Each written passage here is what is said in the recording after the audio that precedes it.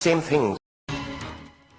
मैं झूठ नहीं कहूंगा राजदीप, तकरीबन 2 साल पहले या 3 साल पहले अगर मुझे कोई बोलता था कि जो टेररिज्म है वो इस्लामिक नेचर में है तो मैं उसको डिनाई करता था।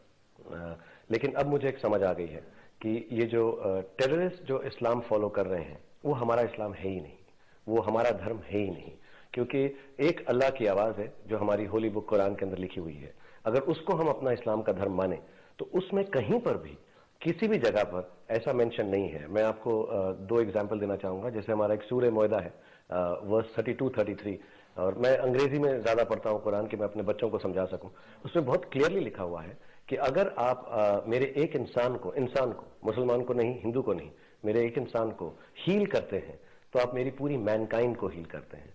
अगर आप मेरे एक इंसान को दर्द पहुंचाते हैं, दुख पहुंचाते हैं, तो आप मेरी पूरी मैनकाइंड को ये दुख दर्द पहुंचाते हैं।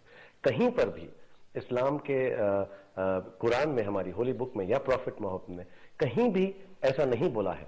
उल्टा as a matter of fact लिखा गया है कि अगर वॉर भी हो, अगर आप वॉर में भी हैं, जो हो सकती है, औरत, बच्चा, जानवर और क्रॉप्स को डिस्ट्रॉय नहीं किया जाएगा।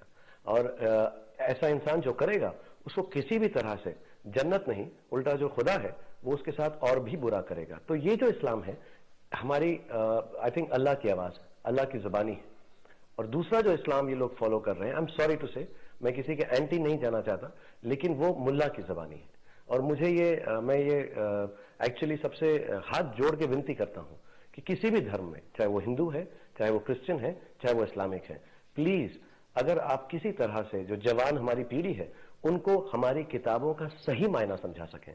क्योंकि किसी भी किताब में, चाहे गीता है या कुरान है या बाइबल है, कहीं ऐसा नहीं लिखा हुआ कि अगर आप किसी को दुख पहुंचाएंगे तो आपको जन्नत या हेवन या अच्छी जगह पर या खुदा अच्छी तरह से रखेगा।